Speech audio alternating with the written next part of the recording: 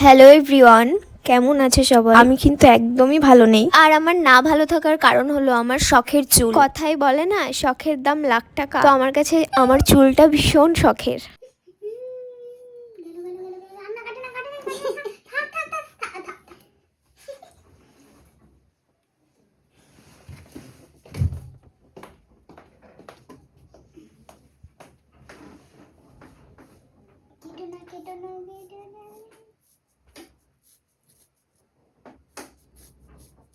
দিল রে মেয়েটা চুলটা কেটে দিল রে।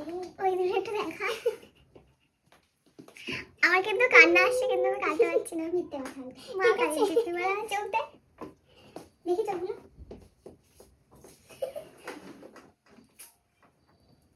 সাইজ করে আরো ছোট হবে। সবাই মানে কি বলবো, কষ্ট পেয়ে হাত কাটে, রাগ হলে হাত কাটে। আমি আমার যত রাগ আমি এখন আমার চুলের পরে দেখাই গাইস। সেটা তুমিও না, আমি যত রাগ আমার চুলের সাথে, যত শত্রুতা আমার চুলের সাথে। আমার চুল ছাড়া মনে হয় আমার শত্রু নেই।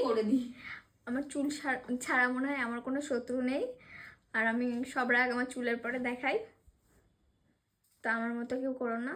আমার কাছে আমার চুল লাখ টাকারই সমান। যখন আমার চুল কাটছিলাম আমার ভীষণই কষ্ট হচ্ছিল, কিন্তু আমি আমার কষ্টটা দেখাতে পারছিলাম না।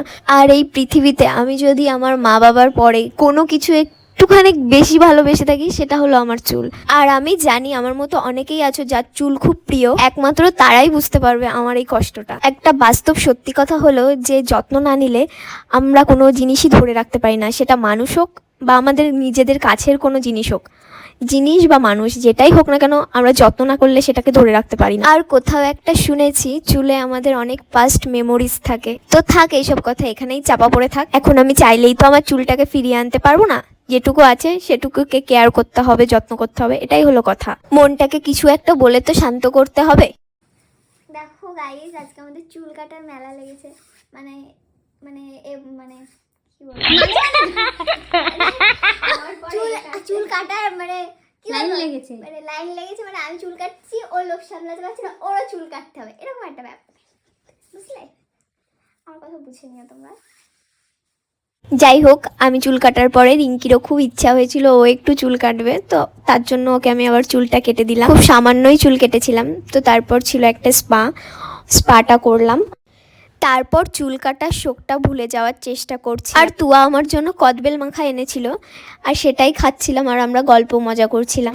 আমাদের গল্প তো শুরু হলে শেষ হতে চায়। আর পার্লারটা আমার কাছে একটা ভালোবাসার জায়গা। এখানে আসলে যে কিভাবে সময়টা কেটে যায় আমি নিজেই বুঝতে পারি না। তারপর লাঞ্চ টাইম হয়ে গেছিল, আমরা লাঞ্চ করছিলাম আর গল্প করছিলাম। ভিডিওটা কেমন হয়েছে অবশ্যই জানিও। টাটা সবাইকে, টাটা গাইস, টাটা।